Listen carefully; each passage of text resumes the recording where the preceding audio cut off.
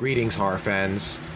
It's been a long while since my last episode on the Horror Game Wars, and I just want to quickly apologize. I am so sorry it took me so long to wrap up the very first episode of the Horror Game Wars. A lot of shit's been happening.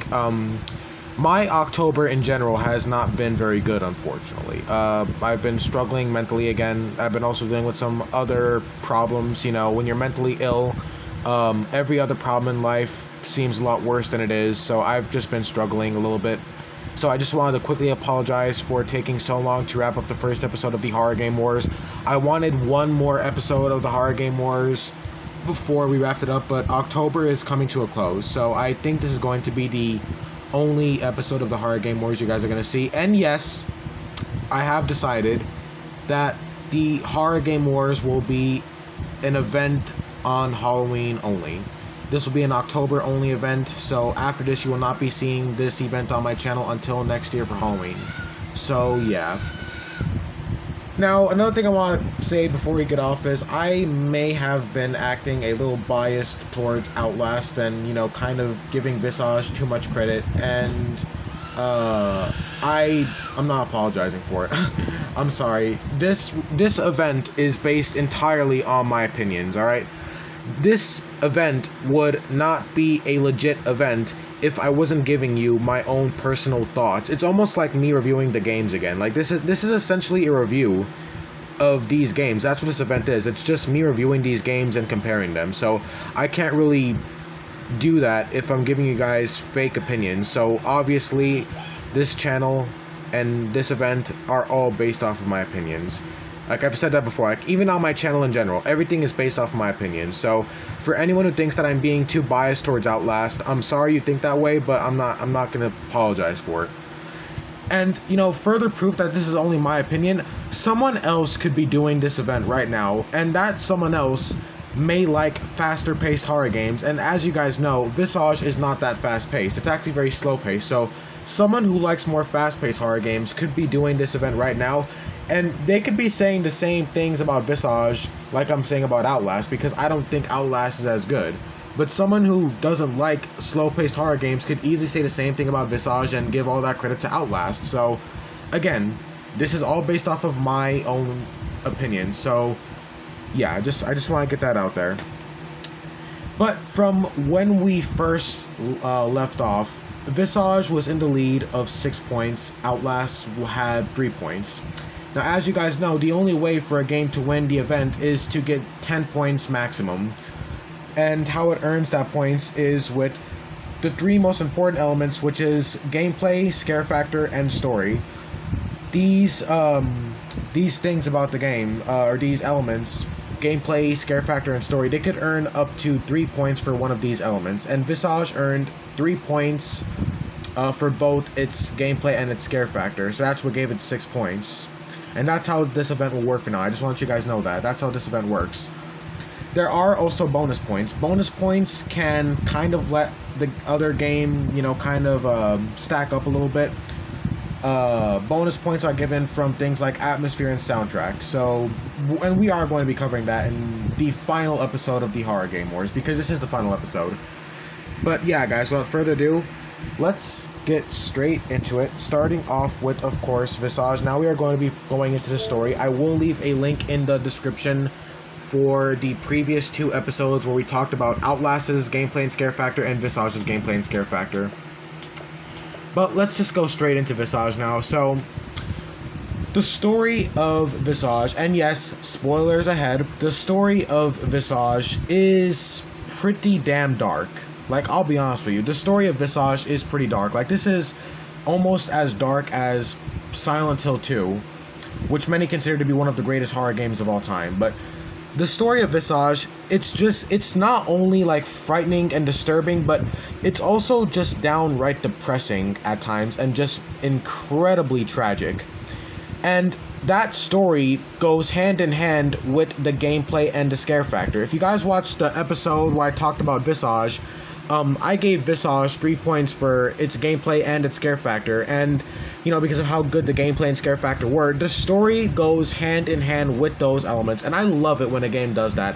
I love it when a developer can make a game that has fantastic gameplay, a great scare factor, and also a great story that goes with the gameplay. And when the story actually makes the gameplay better because of how good the story is, I love it when a horror game developer or just a game developer in general can do that, And Visage definitely has that, because the story of Visage is fantastic. It goes hand in hand with its gameplay. It almost adds a new layer to the gameplay.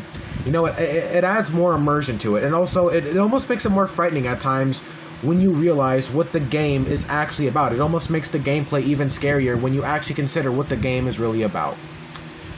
So the story of Visage is essentially, there was this evil corporation. I believe it was the CIA. The game is about MKUltra. If you guys don't know what MKUltra is, I recommend you look it up and take a look at it. It's a pretty fucked up story, and one that is based in reality. This did happen in real life. And funny enough, both Outlast and Visage revolve around MKUltra, so that's kind of ironic. But the story of Visage is MKUltra. It was about MKUltra, right? There is this evil organization, and your character, who is actually the protagonist of the game, Dwayne Anderson. Dwayne Anderson was a scientist who helped develop this chemical. It was like this mind-altering chemical, and Dwayne put it in the water supply of the town that he lived in. And when the residents drunk the contaminated water that had that chemical inside of it, a lot of people died from it, and it killed them in incredibly painful ways. And we'll talk more about Dwayne's character in a moment, but for now we're just going to talk about the overall story. The game is essentially about MKUltra. That's essentially what the game is about. The game is about MKUltra and madness and mental illness. Very similar to Outlast again, but in a different way. Both games are kind of about these evil corporations basically taking advantage and experimenting on people who are mentally ill or making people mentally ill. But anyways, the chemical that Dwayne developed for this corporation, he put it in the water supply, and it made people get sick, and some died in incredibly brutal, horrifying ways. And in the game, 3 specific residents died in very painful ways, and you basically experienced that throughout the game. The first story is about a little girl named Lucy who was living with her family in the Visage house, and of course she was one of the victims of Dwayne and the evil corporation's twisted experiment with their little chemicals. She essentially started having these hallucinations of a demon who may or may have not been real, and she eventually starts to go mad. She starts having these horrific hallucinations, and the demon, who again, I'm not sure if the demon was real or not. It very well could be, considering how many paranormal events are in the game, but she basically even kills her own pet bird because of the demon's influence. And at the end of her story, she kills herself by ripping off her own jaw. And while you are playing her chapter, you are chased by her and her demon friend, or the demon who is trying to possess her or make her go mad. It's heavily implied that the chemical that she ingested while drinking the contaminated water, it's heavily implied that there was no actual demon and the little girl was just going mad from the chemical that Dwayne and the evil corporation put in the water. The next chapter is about an old woman named Dolores who was living with her husband and was, I guess she also had a baby, even though she was like 60 years old or whatever.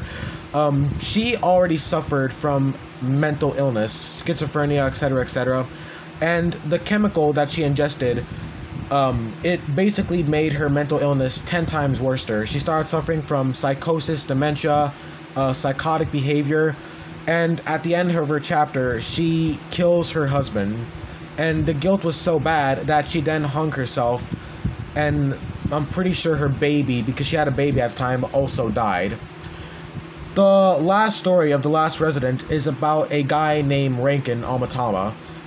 He was a younger man living in the house, and he suffered from a condition or disorder where he believed he was always being watched. Again, it's heavily implied that the chemical that Dwayne put in the water, the chemical that he developed, was the thing that was making all these people just lose their minds and just go insane.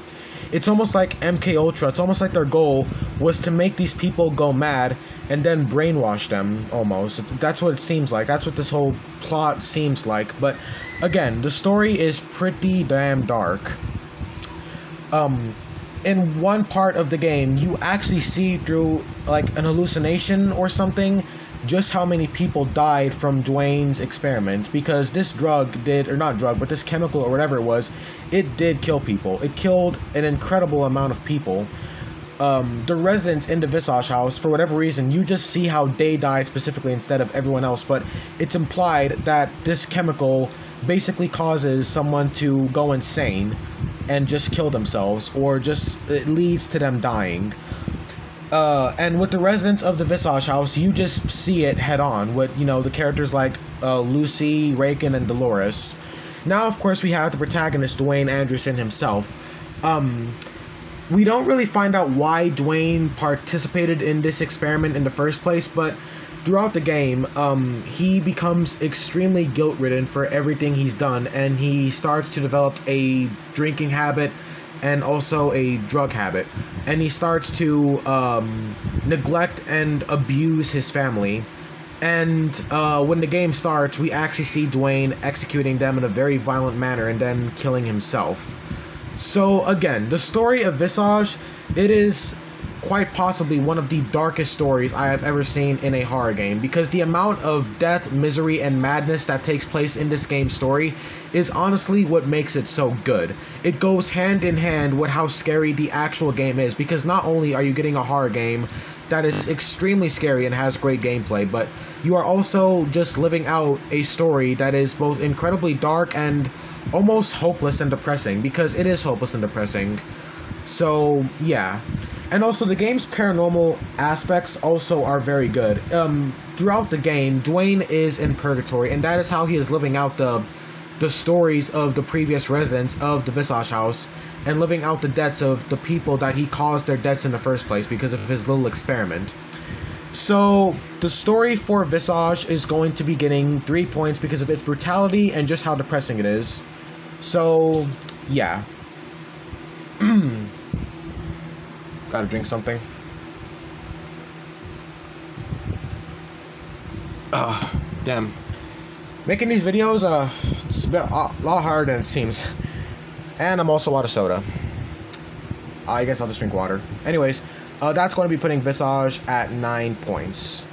So Visage only needs 1 more point to win. Now we're going to be focusing on Outlast. Now, the story of Outlast, like Visage, is pretty damn dark, but also very similar. Like I said earlier, both games revolve around these evil corporations basically causing madness and inflicting madness on their victims. Now, the story of Outlast is there was this evil corporation called the Murkoff Corporation, who were basically participating in experiments that were very similar to MK Ultra, but in a totally different way. Murkoff's goals were basically to turn normal people into horrifying monsters. Similar to Resident Evil, just in a more realistic fashion. Like, you're not going to see something like Mr. X or Nemesis over here. No, it's more based in reality. But there is this evil corporation called the Murkoff Corporation, and they reopened this insane asylum called Mount Massive Asylum that was basically a home for the mentally ill. And since Murkoff now owns that asylum, their goal was to essentially make it look like they were using this asylum and also using charity for people who are mentally ill for treatment. But that's not actually the story. The story is that the reason why they opened up an asylum is because they figured that people who are mentally ill were the perfect subjects for their little experiment. That's already pretty dark, considering just how gruesome mental illness can be in these type of games. I mean, I suffer from mental illness myself, so the story of Outlast definitely kind of touched me in some very personal ways. But yeah, Murkoff basically opened up the asylum because people who are mentally ill were the perfect guinea pigs for their experiment, and that is basically what Outlast is about. The story of Outlast is about how this evil corporation basically made people who are mentally ill go from just being sick and having conditions to just turning them into madness and killing machines, like just turning them into mindless killing machines basically. So yeah, story of Outlast is definitely pretty dark. One of the other disturbing experiments was the Walrider experiment. This was basically one of Murkoff's first experiments, created by a scientist named Rudolf Warnecke, who was of course a former Nazi scientist, because you know we gotta have Nazis in here as well. And the goal for creating the Walrider was basically to make a person go mad, so that way the Walrider, who is a sentient being, can basically take over that person's mind. That way it'll be easier for the Walrider to be created out of that person, because the Walrider was basically created from the human body. It's created by the human body, and the only way to create the Walrider was to expose the patients of Mount Massive to this thing called the morphogenic engine, which is basically like these really fucked up images that would basically drive a person insane almost. And only a person who experienced enough madness and horror, only a person who experienced that much could create the Walrider. So again, story of Outlast is great. It's very dark, it's very disturbing, especially since it revolves around madness. Unlike Visage, which is just more disturbing and depressing, Outlast revolves more around madness and insanity, since the game is literally about experiments on the mentally ill, which causes them to literally go insane at the end. Like, after all the experiments, the patients who are mentally ill, not only were they suffering with mental illness, but after what Murkoff did to them, they basically just became mindless killing machines. And it is also pretty depressing. It is very, very depressing, because mental illness is already a very, very bad thing to live through. But the thing about Outlast, and you know, one thing I want to say is I don't hate this game. Like, I have been kind of biased towards Outlast, and you know, I love the game, right? I love Outlast. You know, it just the gameplay. Like, I gave the gameplay 2 points. If you guys saw that in my last episode, I gave the game 2 points, and you know, I'm really hoping Outlast Trials will be better. But I don't hate Outlast, right? I don't hate Outlast. And, you know, since the story is so good, Outlast gets 3 points. Outlast is going to be getting 3 points for telling a very dark and horrific story about experimentation and mental illness, which goes hand in hand with its gameplay. So that puts Outlast at, let's see here, it got 3 points, so, oh yeah, 6. So, yeah. Outlast is now, Outlast now has 6 points for getting 3 points for its story. So now we are going to be talking about some bonuses. Let's start off with Visage. So Visage, in terms of bonuses, Visage's graphics are pretty damn good. The graphics of this game are fantastic. Like, this game looks amazing. The visuals, the details, all of that is fantastic. That gives Visage 1 single point, meaning Visage will be winning the Horror Game Wars for this year, putting Visage at 10 points. Visage also gets an extra point for its soundtrack. Visage has an incredible soundtrack that, honestly, it almost makes the gameplay scarier than it should be at times. Like, this game's soundtrack, it's got a perfect soundtrack for every scenario. So the soundtrack for Visage is fantastic. You've also got some decent voice acting. In terms of Outlast, I'll say right now, Outlast gets 2 points for its soundtrack. Outlast has an amazing soundtrack, quite possibly one of the most haunting soundtracks I have heard in a horror game. That puts Outlast at 8 points, because Outlast will be getting 2 points for its soundtrack, and also a bit of a half of a point for its graphics. The game looks decent. So yeah, guys, Outlast will be taking a massive L as Visage wins the Horror Game Wars, but hey, Outlast got 8 points. That's pretty damn good. If Outlast just had better gameplay and maybe a better scare factor, Outlast might have actually won. And yes, some horror games can actually end up being in a tie. That doesn't mean anything. That just means that they're both good. And Outlast and Visage could have gotten a tie, but Visage just won up on Outlast a little bit more. But yeah, anyways, guys, this concludes the very, very first episode of the Horror Game Wars. I really wish my October was better in general, because it just really wasn't. My life is almost as tragic as these games. But yeah, my October just wasn't very good. I guess more hope for next year. But yeah, anyways, this will be concluding the very first Horror Game War event on my channel. I really hope you guys enjoyed it. Let me know, do you like Outlast more or do you like Visage more? But anyways, Visage wins the Horror Game Wars. Visage wins with a score of 10 points, while Outlast wins with a score of 8, originally at 6, but getting 2 extra points for its amazing soundtrack, a half a point for its graphics, and maybe 1 more point for its atmosphere, because Outlast also has a great atmosphere. So Outlast 9 points, Visage 10, almost there. But yeah, Outlast, fantastic game. Visage, an even better game. I would recommend picking up both of these games. Outlast is currently sitting at $19.99 on the Xbox store, and an extra $10 for its Whistleblower DLC, which I definitely recommend. Visage sitting at $29.99. I guess a bit more quality, but yeah, I would recommend picking up both of these games, as both games done fantastic in the Horror Game Wars. Outlast with 9 points, Visage with 10, so yeah, these two games, fantastic. Outlast and Visage, 2 of the best horror games of all time. So yeah, definitely guys, check out both of these games, and I hope you enjoyed the first episode and the very first Horror Game Wars event on my channel, hosted by yours truly, Mr. Rage22. But yeah, guys, I hope you enjoyed. Be sure to like, share, comment, subscribe, and I will see you guys next year with the second episode of the Horror Game Wars. Let me know what you guys want to see. Maybe something with Resident Evil, maybe something with Evil Within, whatever. Silent Hill is coming out next year, so maybe we'll see something with that. But yeah, I'm really excited. But yeah, anyways, guys, I will see you in the next episode, and again in general on my channel. Hope to see you guys again in my next video, and yeah, I will see you guys later. This is Mr. Rage22 signing off. Bye bye, guys, and happy Halloween.